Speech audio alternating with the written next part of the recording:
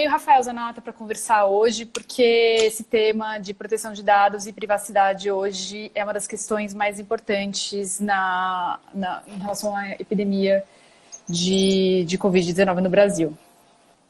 Muita gente pode achar que é estranho, né, a gente se preocupar com privacidade e proteção de dados, parece um problema menor agora. E de fato se a gente pensa em mortes e tudo mais, mas a gente não pode abrir mão de um direito fundamental, né, que é a proteção à privacidade, para proteger as pessoas. A gente consegue fazer as duas coisas, e eu acho que o Rafael pode falar um pouco disso aqui.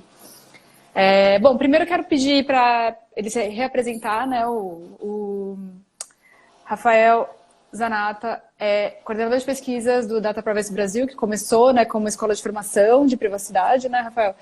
E agora virou uma ONG. Uhum. E, bom, queria que você se apresentasse um pouquinho, de novo, né, porque a gente vai ter que, enfim, refazer. E contar um pouco como está a sua quarentena, de novo. Tá bom, beleza. Você me ouve bem, pessoal? Ouve bem? Boa tarde, então. É prazer estar aqui com o Intercept. Eu sou Rafael Zanata, eu sou advogado, ativista nessa área de direitos digitais, pesquisador também, faço doutorado na USP e coordeno uma área de pesquisas focada em proteção de dados pessoais dessa organização nova chamada Data Privacy Brasil. Ela foi fundada por pessoas que participaram ativamente da construção da Lei Geral de Proteção de Dados, que foi aprovada em 2018, depois de um longo processo, né, mais de 9 anos de discussão, né, no Congresso. Então, a gente tem uma trajetória aí de afirmação de direitos no Brasil muito importante, né, desde 30 anos atrás, da construção do Código de Defesa do Consumidor, depois indo para o novo Código Civil, o ECA, e agora, especificamente com direitos digitais, né, o Marco Civil da Internet, que a Tati cobriu muito bem há muito tempo atrás, Tati, a batalha que foi a afirmação do Marco Civil e depois a Lei Geral de Proteção de Dados Pessoais. Então a gente tem um legado muito importante, né, de pensar os limites de atuação do Estado e as práticas abusivas das empresas e as regras do jogo. A gente não pode abdicar disso no momento, por mais que ele seja absolutamente dramático, como é o coronavírus, e a gente tem que tentar, na medida do possível, manter alguns padrões e limites de atuação, porque senão a gente corre um risco muito gigantesco de usar a pandemia, né, como uma porta de entrada para um cenário absolutamente distópico. Todos os principais ensaístas do mundo, né, que escrevem sobre esse assunto, né, o Harari, o Byung-Chul Han, que é um filósofo sul-coreano, né, os principais ensaístas estão muito preocupados com a janela de oportunidade que se tem agora para um vigilantismo barra pesada. Então isso exige um esforço de coordenação. Primeiro, existe um esforço de entendimento, né? Ou seja, como é que funcionam esses fluxos de dados, quais são os riscos, por que existe um cadastro base do cidadão, por que existem tantos projetos de compartilhamento de dados rolando, e aí quais seriam as medidas então da gente conseguir monitorar isso minimamente, mesmo no meio de uma crise severa como é a do corona. Uhum. E acho que é importante que as coisas se misturam, né, Tati? Porque por exemplo, uma das grandes pautas agora dos movimentos sociais foi a renda básica emergencial. Ou seja, a gente tentar lidar com um problema brutal de desemprego, né? Hoje, por exemplo, a Folha anunciou que bares e restaurantes já demitiram mais de 600 mil pessoas, então a gente está falando de desemprego crônico. Uhum. Isso tende a aumentar em abril. Isso vai demandar uma capacidade do Estado de reorganizar os modelos de distribuição de renda, especialmente para aqueles que não têm nenhuma vinculação formal. Então, por exemplo, um dos trabalhos que eu faço também como colaborador na área jurídica é com o Cataqui, que é um projeto lá do Mundano, um artista de São Paulo, que organizou os catadores, fez lá o Pimp My Carroça, ou seja, colocou arte nas carroças dos catadores, né, criou um aplicativo que permite as pessoas chamarem um catador para ir até a sua casa, buscar o reciclável e tal. Isso agora está paralisado. A atividade de reciclagem não é considerada atividade essencial. Os catadores estão impossibilitados de exercer esse trabalho. Inclusive, alguns já relataram que tentaram fazer e foram reprimidos pela polícia. Então, a importância disso você vai ter que ter um mecanismo de distribuição de renda para ajudar essas pessoas. Isso vai retroalimentar a capacidade do Estado de organizar suas bases de dados e entender informações muito sensíveis, né? Informações de parâmetro social, se a pessoa, que tipo de emprego, quem é da família. Então, assim, a gente está falando realmente de um risco de acelerar a capacidade de análise de dados de forma muito intensa. Então, esse é o panorama. Em relação à Covid especificamente, né, a gente está vendo a experiência em outros países do mundo que estão com a doença mais avançada já, que o combate a ela, ele passa necessariamente por entender os padrões de movimentação das pessoas. Né? A China está fazendo e fez isso, tem feito isso, né? As pessoas já são monitoradas naturalmente, mas com o Covid isso ficou muito mais intenso, né? Enfim, o governo aproveita que já monitora as pessoas para conseguir identificar padrões de movimentação, aglomerações. Tem ainda outras experiências no mundo também, de pessoas, enfim, acho que Israel, não sei, quero que você me conte um pouco das outras experiências no mundo de monitoramento, né? Tem país que monitora se a pessoa saiu da quarentena ou não, manda SMS, você saiu de casa agora, volta para casa. Tem algumas iniciativas assim que já estão rolando e também estão chegando no Brasil, mas eu queria primeiro que você me falasse no mundo, né? O que a experiência dos outros países pode mostrar para a gente, né, os possíveis caminhos de vigilância assim, que o Covid vai trazer daqui para frente aqui. Perfeito, tá.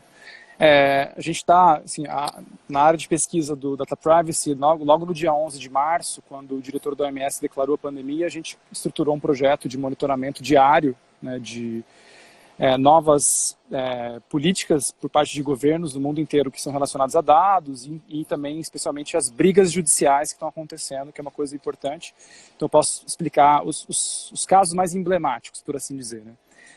Evidentemente que Wuhan, na China, é um experimento único na história da humanidade, como disse o próprio Átila no Roda Viva na segunda-feira, né?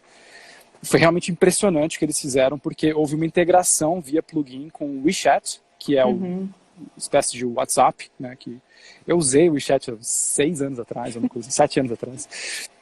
Porque o WeChat era a primeira aplicação de mensagem que você podia conectar por vídeo, né? Antes mesmo do WhatsApp. Depois o WhatsApp. Nunca usei. Não é da minha época isso, não.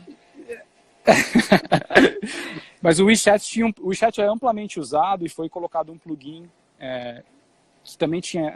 o WeChat é super expansivo na área de coleta de dados e tinha fiscalização policial, inclusive para verificar se a pessoa em áreas públicas estava com o WeChat no aparelho celular, que se tornou mandatório, porque ali tinha conectado, no plugin do WeChat, uma série de códigos que remetiam ao servidor da empresa que controla o WeChat, que por sua vez remetia ao governo do Partido Comunista Chinês, as informações precisas de geolocalização, e isso criava um dashboard assim, de cluster social, que eles poderiam identificar se membros da mesma família estavam circulando juntos ou não, perímetro, né, de deslocamento, se tinha uma coisa outlier, ou seja, a pessoa estava saindo de um perímetro habitual ou de uma rota habitual. Então foi uma experiência muito única que trouxe, por assim dizer, resultados eficientes para as técnicas de isolamento e de lockdown, mas que são irreplicáveis em outros países diante de mudanças políticas e culturais tão profundas, né? Então, Wuhan tem que ser visto dentro do contexto específico da sociedade chinesa e do modo como esse aparato, que já é muito, muito intenso de coleta de dados, né? A China, por exemplo, tem um dos sistemas de pontuação social que é o mais avançado do mundo, né? O sistema de social scoring. Então, a China é muito específica, é muito à parte. Vale a pena olhar para outras experiências que acho que são menos agressivas como a chinesa, como a de Singapura, a de Taiwan e a de Israel, porque também trouxeram problemas. A de Singapura, houve uma criação de um aplicativo de código aberto, que é o Trace Together, que tem algumas técnicas aplicadas a ele, né, de não identificação pessoal de trajeto, mas de construção de mapas de calor e de análise agregada. E tem algumas técnicas simples de anonimização, como, por exemplo, o uso só de iniciais, coisas do tipo, mas todos os cientistas de computação que eu li que estão analisando o Trace Together, eles apontam que, na verdade, as técnicas são frágeis, que você consegue reidentificar e criar IDs únicos para cada pessoa, depois de um tempo estudando essas bases. E o Trace Together é muito interessante porque o governo da Singapura abriu o código, né? Inclusive fomentou que outros países usem o Trace Together. Isso gerou até uma campanha entre os apoiadores do Salvini e de alguns movimentos mais radicais na direita italiana, pedindo o uso do Trace Together na Itália, né? e pedindo também, aproveitando para já fazer a expulsão dos imigrantes. Então a pauta se combina, né? Vira uma coisa de cidadania nacionalista, com aplicativos, e vamos tirar os inimigos, os imigrantes. Então é um assunto super delicado. E Taiwan entrou num sistema bastante também curioso, que tem até relatos de brasileiros em Taiwan, né? Que estão relatando que recebem ou um oficial à sua porta, né? Ou recebem ali contatos de alguém na proximidade, um vizinho, perguntando por que a pessoa não está com o celular ligado, em caso de a bateria acaba, né?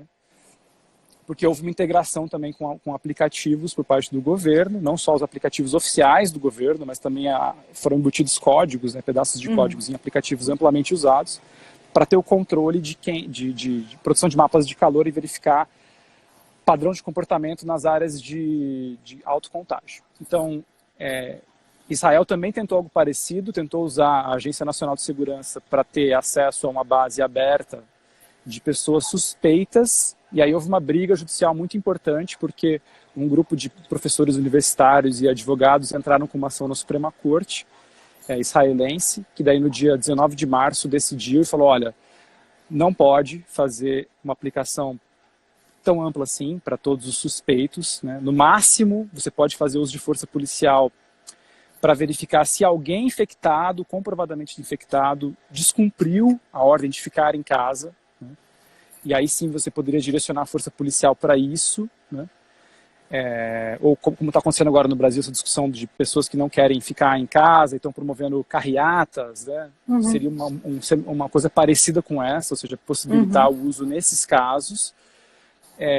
E houve também uma coisa que eu achei bastante importante da experiência israelense, que é essa explicação de como que os dados vão ser usados, a finalidade específica e as técnicas posteriores de exclusão precisam ser validadas pelo parlamento. Então, é um jogo no qual o governo decide, mas ele valida com os representantes da sociedade. No Brasil, essa discussão é super importante, porque, enfim, a gente está com um parlamento muito ativo, né? Inclusive, essa tunada que eles deram agora com tecnologia, né?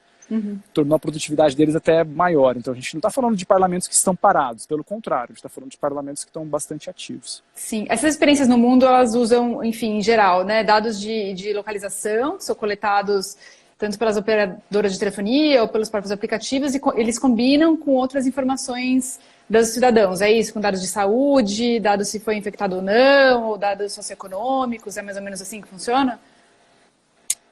Tem algumas diferenças importantes do modo como um conjunto de dados é apresentado por uma empresa ou por um aplicativo ao governo, né? As mais agressivas são as que você tem, de fato, protocolos de abertura das bases em si e integração via API, o que você tem uma capacidade de controle menor por parte da sociedade, dos técnicos, porque você está abrindo os dados brutos, por assim dizer, né?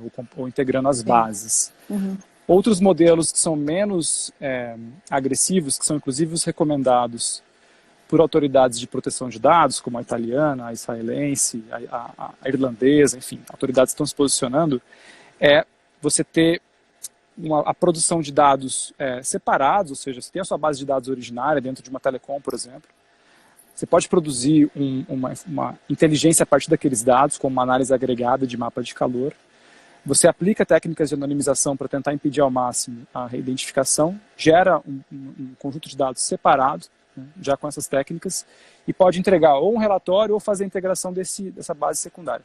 Isso seriam técnicas que estão sendo experimentadas para evitar a abertura completa. Mas você está certa no raciocínio. O governo, uma vez recebendo isso, evidentemente que ele tenta integrar com as bases que ele já possui, né?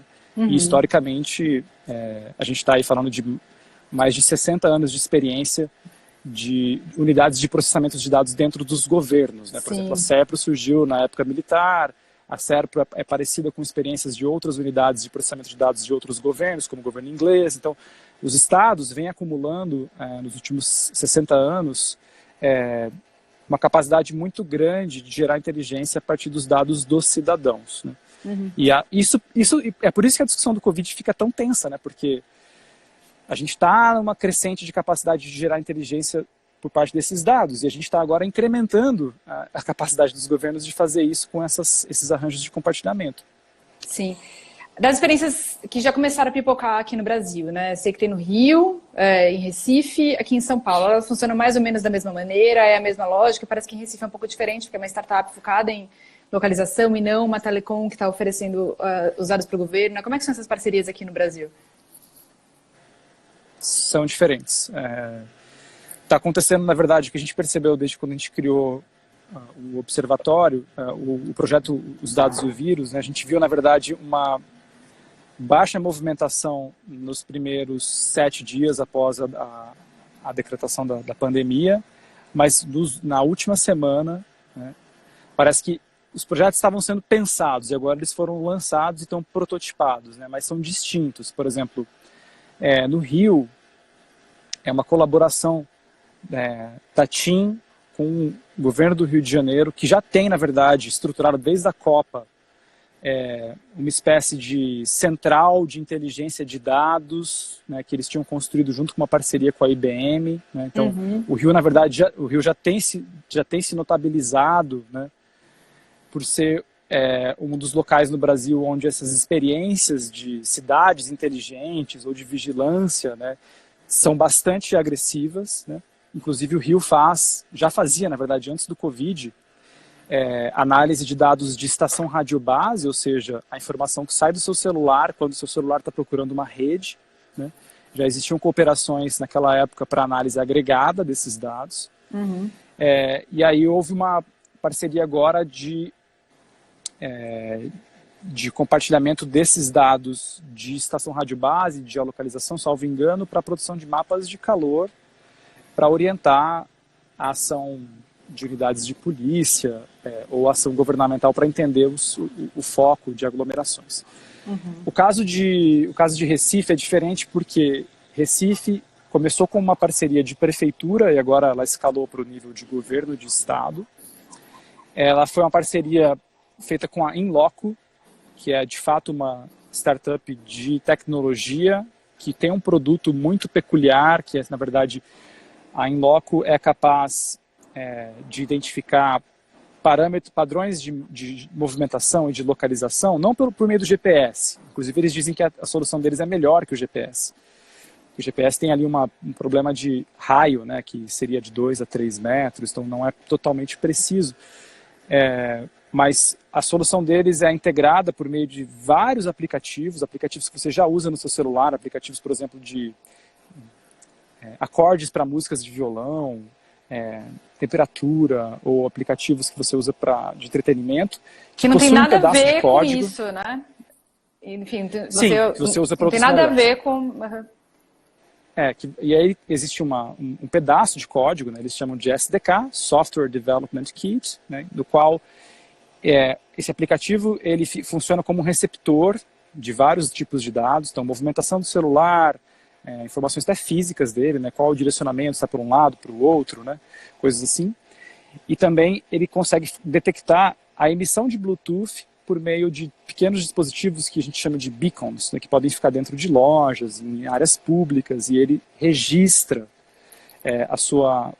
aonde você está precisamente, e isso é passado para a Inloco, e eles, inclusive, têm uma postura que eu acho muito interessante, que eles colocam a técnica deles disponível publicamente. Eles têm um working paper agora que apresenta matematicamente como é que isso é feito, né, essa análise agregada de dados e como é que eles aplicam técnicas de anonimização.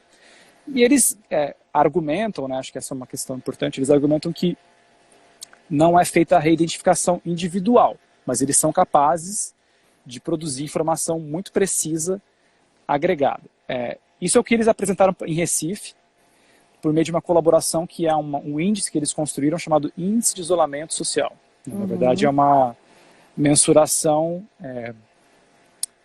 matemática, né, estatística, na verdade, de probabilidade ou não de movimentações atípicas, né, e de aglomerações, para justamente prover um certo tipo de inteligência para o governo e para dizer, olha, se vocês estão determinando, por exemplo, que o comércio não funcione, aqui a gente consegue mostrar que, na verdade, aquela rua de comércio está tendo uma aglomeração muito grande. Então, você precisa ali agir rapidamente para evitar uma situação de contágio. É o tipo de cooperação que é bastante atrativo para governos, porque, de fato, os governos têm um problema de incapacidade de funcionários, de pessoas, para fazer essas fiscalizações, né? E falta bastante tecnologia. As tecnologias são ainda um pouco precárias, né? Você não tem ainda algo como no Rio de Janeiro, né? Que você tem lá capacidade de coleta de imagens por satélite, que combinado com estação radiobase. Várias prefeituras e governos do estado estão muito longe disso. E por isso que estão surgindo agora esses projetos de cooperação, que inclusive tem universidades no meio, né? O caso da Inloco tem parceria com a USP e com a Federal de Pernambuco. Para tentar fazer algo que seja rápido, né? E isso tende a tornar a situação mais delicada, porque, como há pressa por parte dos governos, as decisões são rápidas, né? E a gente perde o bonde, a gente fica sem a oportunidade de saber como vai funcionar, de discutir, né? Você tem eliminação de transparência e de um certo tempo que as coisas deveriam ter no meio de uma crise. Então, mas o que está acontecendo é bastante diverso, Tati. São projetos distintos, especialmente quando você pensa assim, nessa diferença entre o que as telecoms estão querendo fazer versus o que outras empresas que não são nem de telefonia, nem de acesso à internet, nem de aplicativos estão também oferecendo. O importante disso tudo é que é bom também que essas empresas venham a público e tragam as suas ideias, inclusive para que as ideias ruins sejam rejeitadas. Sim. Né? Porque, por exemplo, teve uma declaração de uma empresa do Rio de Janeiro que eu achei que foi bastante infeliz, porque a empresa disse, olha, a gente tem aqui uma possibilidade de fazer uma integração de identificação pessoal biométrica e acoplar dispositivos de mensuração de temperatura, que podem ficar, por exemplo, no interfone de um prédio. Então, eles iriam lá acoplar um dispositivo para medir sua temperatura quando você apertasse o interfone ou pedisse para entrar no seu prédio. Né? Ele iria fazer identificação biométrica para validar a identidade e mensurar a temperatura. Se a temperatura tivesse com 39 graus, ele já não iria abrir a porta do seu prédio, ele iria já acionar o Ministério da Saúde e uma ambulância para forçosamente te levar. Eu acho que essa é uma ideia ruim, a gente não está nesse ponto, entendeu? De chegar no limite dessa violação de liberdades básicas, assim, de você não poder entrar em casa, sabe? Assim, isso é muito, muito pesado. Mas é importante que as empresas venham e tragam essas ideias para a gente ter discussões públicas para rechaçá-las, se for o caso, né? Porque o pior cenário é tudo isso ser costurado sem o mínimo de informação, sem a gente ter o mesmo conhecimento do que está acontecendo, e de repente a coisa está pronta. Está pronta e está implementada. Aí a única solução vira briga judicial, né? Ou seja, tentar derrubar com o apoio de cortes de justiça e o judiciário. E as empresas, elas alegam, né, tirando essa, claro, que atrela as informações à biometria da pessoa, que é impossível, mas as empresas, elas alegam, em geral, que essas informações coletadas e distribuídas, elas são anônimas.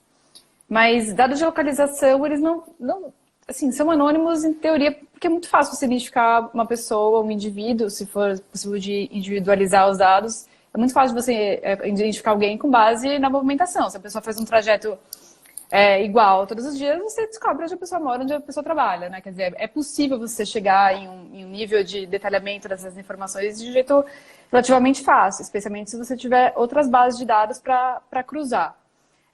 Existe uma anonimização absoluta, assim, a gente consegue confiar que esses dados são realmente anônimos, que eles vão saber que aquele pontinho lá no mapa não é a Tatiana, né? Como que a gente pode confiar nessa alegação das empresas? Sim. Absoluta não, e inclusive a autoridade holandesa hoje publicou uma nota técnica dizendo que não há anonimização absoluta, né? Isso é algo bastante discutido na literatura de ciência da computação, especialistas, né, que escrevem sobre o assunto, como Schneier e outros que são famosos, né, sempre argumentam nesse sentido.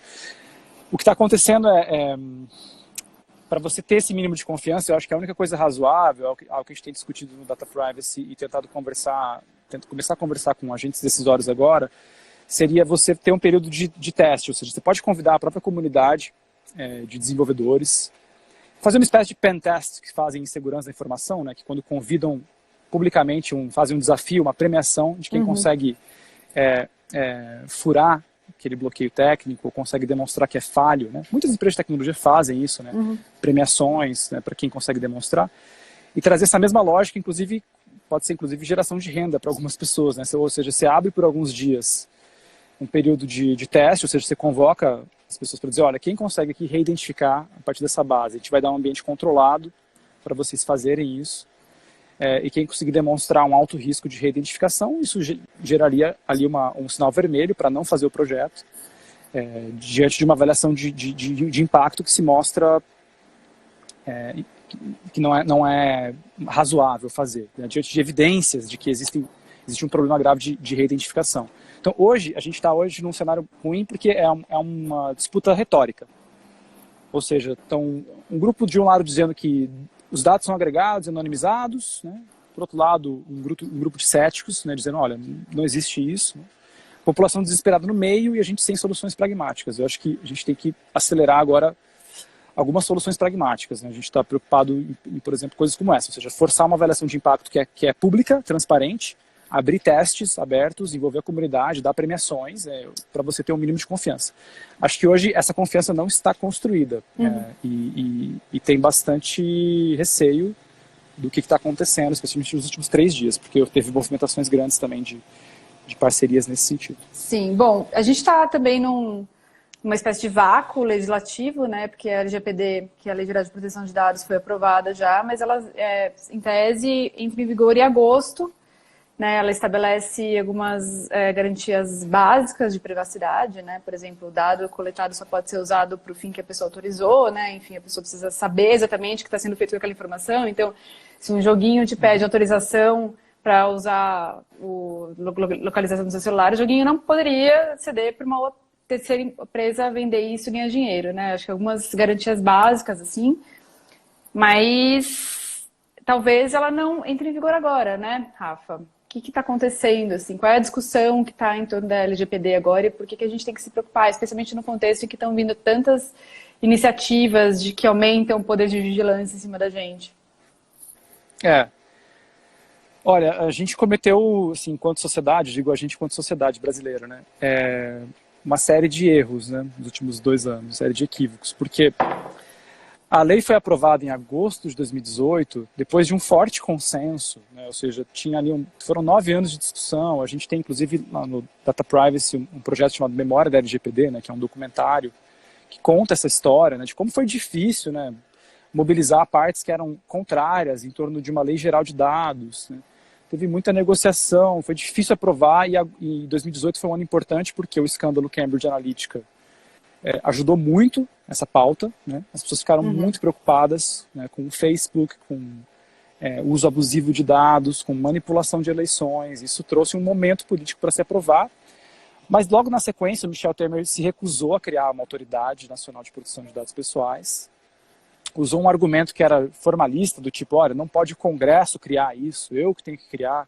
Porque a lei, acho que é bom explicar que a lei, ela determina, não é só estabelecer regras, mas ela também prevê a criação de uma autoridade, que seria o órgão responsável por fiscalizar a aplicação dela e impor sanções e multas para as empresas que violarem, etc. Né? Então, Exato.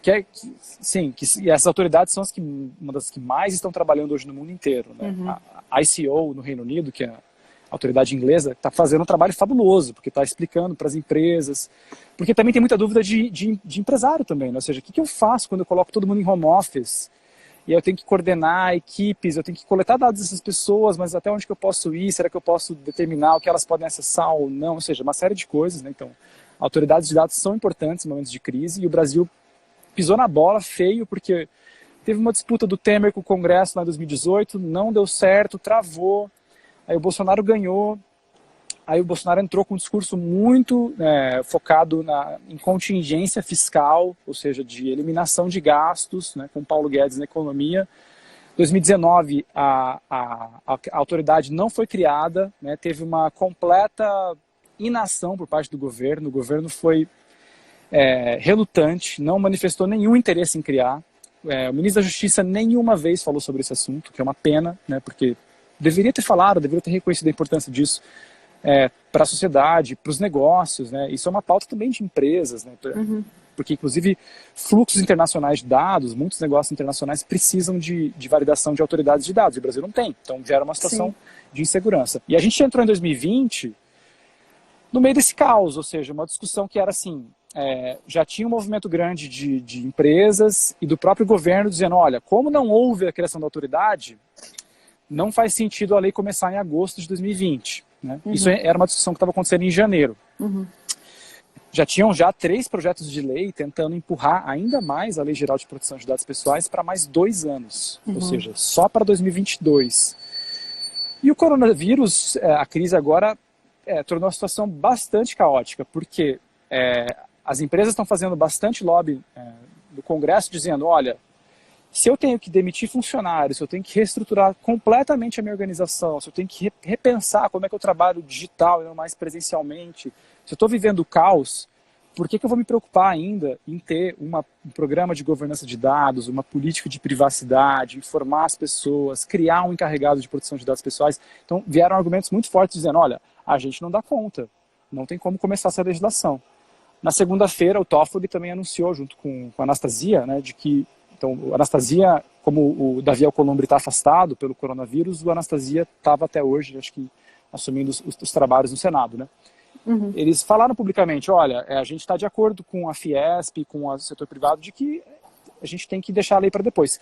Agora, o problema de pensar em deixar a lei para depois só olhando as empresas é que a gente esquece uma dimensão fundamental que é a lei se aplica ao poder público também, né? A lei cria, inclusive, parâmetros claros para o poder público de como é que ele vai poder tratar os dados em casos de calamidade, em casos de saúde, de política de saúde pública, em casos de ameaça à vida. A lei de dados pessoais fala sobre isso. Ela é super complexa, ela é super abrangente. Ela foi pensada que a gente iria viver eventualmente momentos como esse, no qual teria que tomar decisão difícil, complexa sobre análise de dados e utilização. Então, o problema disso a gente perde um parâmetro importante para o próprio poder público e a gente perde algumas garantias fundamentais que nós, né, cidadãos, teríamos de começar a demandar coisas básicas, como, por exemplo, minimização. Que é uma ideia que está na legislação que diz o seguinte, se você pode fazer algo, por exemplo, você quer analisar índice de pessoas que estão com Covid, certo? Se você pode fazer de um jeito que minimiza a coleta de dados, faça desse jeito. Então, vou dar um exemplo prático. Você poderia falar assim, olha, tem 2 formas de fazer a análise de pessoas, 3 formas de fazer a análise de pessoas que estão contaminadas. Uma seria, a gente vai implementar um sistema radical de drones, aplicativos do SUS e análise de geolocalização para identificar em quem a gente vai fazer o teste compulsório e emitir certificados de quem que está contaminado e quem que não está. Né? Uma segunda medida, a gente vai distribuir testes gratuitos para a população, as pessoas vão voluntariamente fazer esses testes e entregar em pontos de coleta a partir de minimização de dados, então só a nascimento e iniciais, e a gente vai então direcionar o uso o reforço de saúde pública a partir desses casos. Ou terceira opção, a gente vai criar uma plataforma na qual qualquer pessoa com um celular, por mais precário que seja, pode ser um celular com tecnologia 2G, GSM, vai responder 3 ou 4 perguntas, teclando ali asterisco, 1, 2, 3, hashtag, e a pessoa vai auto-reportar se ela está com um sintoma. E aí a gente vai receber no governo simplesmente as informações sem dado pessoal de quem está com coronavírus. Né? São 3 formas muito diferentes. A lei de dados vai dizer, olha, se você pode fazer atingindo a mesma finalidade de um jeito menos invasivo, faça do jeito menos invasivo. Esse parâmetro a gente não vai ter sem a LGPD, então a gente vai abrir a possibilidade que o governo fale assim, vamos fazer do jeito mais agressivo possível. Em geral, é isso que fazem, né? Tanto o setor privado quanto o público, se puder coletar tudo que puder, de forma, né, coisas necessárias, eles vão coletar, né? Já que está lá, por que não, né? Então é isso a gente perde. E você vê, por exemplo, na França agora, ou na Alemanha, cara, a situação é bastante séria lá na Alemanha, na Espanha e na França. O crescimento da curva é muito alto e eles estão com um número de infectados bem grande. Mesmo assim, eles não estão cedendo a essas tentações de implementar um sistema totalmente vigilantista. Né? Estão pensando em formas, partindo da premissa de que a proteção de dados pessoais ela é ponto de partida da política de saúde pública. E essa narrativa é muito importante, ou seja, não há um conflito entre proteção de dados pessoais e saúde pública. As coisas caminham juntas. Você instrumentaliza melhor a política de saúde pública. Se a gente cair numa narrativa como foi colocada pelo Mandetta lá ontem... Isso que eu ia comentar. Eu achei que foi uma fala infeliz, né? Porque disse, olha, a gente está tendo dificuldade de colaboração das empresas porque não tem proteção de dados pessoais, porque tem uma lei de dados pessoais que está atrapalhando. Ele falou que as telefônicas não querem dar as informações por causa da lei de proteção de dados, um negócio assim, né? E talvez nem tenha sido isso que as empresas falaram. Talvez as empresas tenham falado, olha, a gente tem uma série de regras que a gente já cumpre, como, por exemplo, o Regulamento Geral dos Consumidores da Anatel, o Marco Civil da Internet, Código de Defesa do Consumidor, que são regras já existentes, né, sobre o dever de sigilo e sobre o uso de acordo com finalidades, e elas falaram, a gente precisa avaliar se a gente pode fazer isso, né, porque tem questões de proteção de dados pessoais envolvidas. Pode ser que elas tenham falado isso, e isso é uma fala correta por parte das empresas. Né? Sim, foi o que eu acho que... Não, foi o que eu falei ontem, assim... O que eu pensei ontem que, assim, se você abre uma brecha, né, para que elas não respeitem a lei ou não tenham uma garantia legal para isso, agora é o Covid, o coronavírus, é essa crise, mas amanhã pode ser qualquer outra crise que vai ser usada como, enfim, como desculpa para o governo colocar a mão nessas informações que são sensíveis, como a gente já conversou. Né? Enfim. Exato. E é importante porque o Mandetta, e vale lembrar uma coisa, né? As bases jurídicas do coronavírus, ou seja, as leis que foram criadas para lidar com o coronavírus no Brasil, elas datam desde fevereiro. A Lei 13.979 é de 6 de fevereiro de 2020 e antes mesmo, no dia 30 de janeiro, o Ministério da Saúde tinha aprovado um decreto, né, o 10.182, que aprovou no Brasil o Regulamento Sanitário Internacional, criado pela OMS em 2005. Então, assim, o governo já estava ciente desde o final de janeiro que existia a necessidade de criar leis específicas para isolamento, para quarentena e para uso de dados. Essas leis foram criadas. O decreto de janeiro, ele trouxe o Regulamento Sanitário Internacional para dentro do direito brasileiro. E esse regulamento é importante porque ele diz que as atuações emergenciais de governos devem respeitar liberdades públicas e dignidade das pessoas. E devem contar com o apoio de leis de dados pessoais. Então, esse regulamento já cantou a bola, por assim dizer, de que a saúde pública tinha que ser pautada por esse debate da proteção de dados pessoais. Né? Então, acho que talvez tenha sido uma fala infeliz, porque o Mandetta tem feito um trabalho razoável, aqui é a minha opinião pessoal, né? Ele tem feito um trabalho bastante ativo enquanto ministro de Estado, né? Você pode ver, inclusive, por essas movimentações jurídicas que foram feitas lá atrás, né? Ou seja, já se prepararam um pouco para esse cenário de enfrentamento do Covid. Então, agora, só não pode admitir esse tipo de pisada de bola, né? De dizer que lei de dados está atrapalhando, que isso é um obstáculo, porque se você gera esse discurso na população, aí é uma batalha perdida, né? Porque daí você pode, inclusive, fazer plebiscitos online para ver se a população autoriza, e muito provavelmente a população vai... Porque é muito fácil, né? Enfim, você está num contexto de pânico, caos, terror, né? Pessoas estão morrendo, é claro, né? Que a primeira coisa que a pessoa vai abrir mão da privacidade dela, se isso for mandatório para o combate à doença, né? Mas, quer dizer, não é. As duas coisas podem muito bem andar juntas, né? A gente pode criar mecanismos de vigilância, de monitoramento, inclusive de localização, mas que sejam menos invasivos, assim, né? Uma questão de boa vontade, um pouco de respeitar os marcos legais, né? Exatamente. Agora, só para a gente terminar, eu queria, enfim, que você exatamente falasse com essas pessoas que talvez não veem tanto problema em abrir mão da privacidade, eu não acham isso extremamente problemático, porque eu sempre faço esse exercício de distopia, assim. A gente está ainda um Estado que ruma aí para o autoritarismo, tem experiências bem autoritárias já em outros países, enfim. E qual é o problema, né, desses dados, dessas informações na mão de um Estado totalitário que não seja para fins de conter uma pandemia, assim, né? Isso pode ser usado para monitorar manifestantes, opositores, políticos, né, jornalistas. Isso tem um potencial extremamente danoso, assim, né? O que as experiências de outros países mostram um pouco? O que a gente tem que se preocupar com isso na mão do Estado, especialmente um Estado totalitário, né? Sim.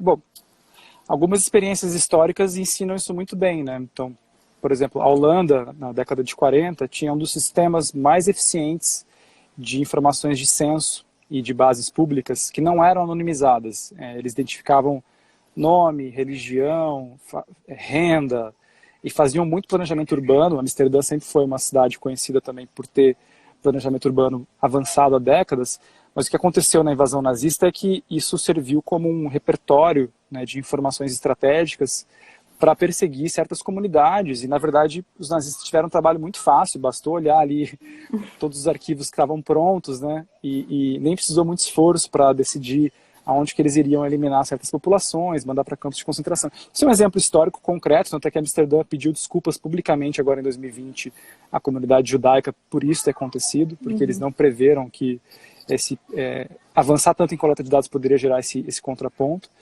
Isso a gente está falando de uma coleta muito mais rudimentar do que de hoje, né? Então imagina. Muito mais rudimentar, claro, muito mais rudimentar.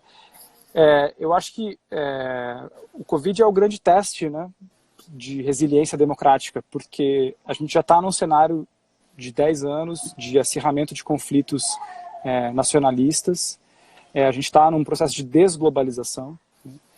A gente está num processo de reconstrução de fronteiras, existe uma ameaça, inclusive, ao projeto da União Europeia, né, que está sendo discutido assim, bastante seriamente por grandes intelectuais, ou seja, o Covid é também uma crise para a cooperação comunitária, né? E você pode ter um processo de anomia, ou seja, quando as coisas ficarem muito feias, né? Quebra-quebra, gente na rua morrendo, estados incapazes de reagir, você pode ter aceleração desses processos de coleta de dados, não só para decidir quem vive e quem morre, mas também para começar um processo de exclusão, de eliminação, de silenciamento de vozes. Então, esse é o grande teste que tá colocado, né? Não que eu acredite que é isso que vai acontecer no Brasil, acho que muito cedo para qualquer tipo de prognóstico, e acho que a gente está ainda em tempo, não só de aprimorar nossas técnicas de isolamento social, que os governos de estado já estão fazendo, prefeituras também, mas ainda é tempo de ter esse pacto, né, do uso razoável de dados e a aplicação de princípios concretos. Por exemplo, a gente tem condições sim de garantir que certos tipos de dados sejam utilizados e depois excluídos. A gente tem condições sim de colocar o parlamento para funcionar e monitorar isso online. A gente tem condições sim de promover discussões públicas sobre a vulnerabilidade, convocar a população para fazer esses testes de penetração e verificação de vulnerabilidades, reidentificação, e trazer a ciência e o engajamento da população para dentro disso. Isso pode gerar, inclusive, um norte, né, de um projeto importante a gente fazer coletivamente, né? Ou seja, a gente está preocupado agora com a reconstrução dos empregos, com a distribuição de renda e com a proteção dos direitos básicos. As coisas se combinam, elas não são distantes uma das outras. Então, mais importante que curtir o BBB é se dedicar a esse projeto coletivo, né? É um pouco nessa linha. Tá bom. Rafa, olha, muito obrigada. BBB, mas enfim. Não, a gente até assiste, né? Mas enfim, temos problemas maiores para lidar. Rafa, obrigada. Eu tô no sítio, Tati. Eu fui escurecendo ao longo da live. E você ficou noite? A minha noite veio primeiro, né? Eu tô mais pra cima de você e tá ficando noite depois, não paremos. Exatamente. Bom, Rafa, obrigada, deu certo, que bom, foi ótimo. A gente continua essa conversa, acho que não vai parar, né? Teremos muito que conversar ainda nos tempos futuros sobre esse assunto, acho que isso vai ter vários desdobramentos ainda. E é isso, bom resto de quarentena aí e força pra gente. Obrigada. Agradeço muito. Obrigada. Tchau. Valeu. Depois o vídeo vai ficar disponível, a gente divulga, tá bom? Valeu. Um abraço pra você, se cuide. Beijo, tchau pra todo mundo que tava aqui com a gente. Se cuidem também. Tchau.